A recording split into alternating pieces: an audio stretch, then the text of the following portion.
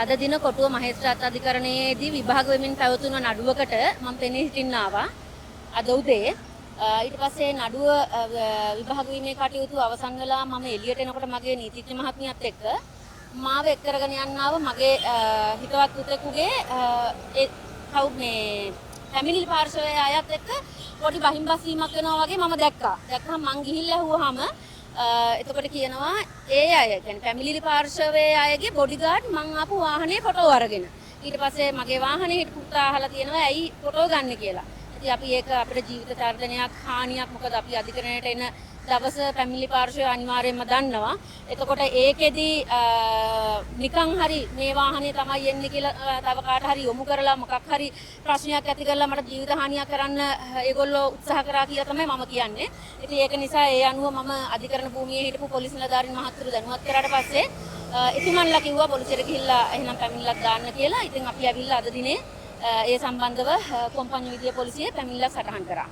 පැමිණිලි පාර්ශවය කවුද කියලා කියන්න පුළුවන්? නිලූෂිකා කුමාරගේ සහ නිලූෂිකා කුමාරගේ කියන අය තමයි මට පැමිණිල්ල දාලා තියෙන්නේ.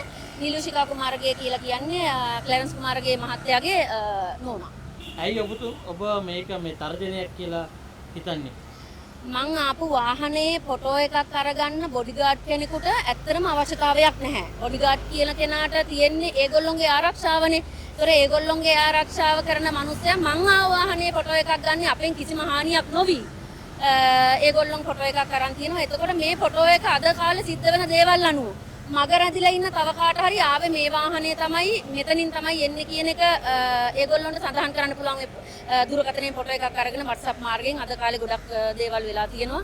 මේ දෙනෝදහක් ඉස්සරහා මිනිස්සු මරලා දාලා ගිහිල්ලා තියෙනවා. ඉතින් ඒක නිසා අපිට විශ්වාස කරන්න බෑ ඒගොල්ලෝ ඇයි මේ ෆොටෝ එක ගත්තේ කියලා. ඉතින් සාධාරණ විමර්ශනයක් වෙයි කියලා අපි පොලිසියෙන් බලාපොරොත්තු වෙනවා. ඇයි ඔබ වුන්ගෙන් ඔබට මරණ තර්ජනයක් ඇති කියලා හිතන්නේ? අපිත් එක්ක දැන් විරෝධකාරීව තියෙන අය ඒගොල්ලෝ කියන්නේ අපිට විරුද්ධවනේ පැමිණිල්ලක් දාලා තියෙන්නේ. ඉතින් එතකොට මම විශ්වාස කරනවා දිගින් දිගට ඔයිට කලිනුත් වාහනේ ෆොටෝ අරගත්තා. ඉතින් මම විශ්වාස කරනවා මොකක් හරි හානියක් කරන්න තමයි ඒගොල්ලෝ උත්සාහ කරන්න කියලා.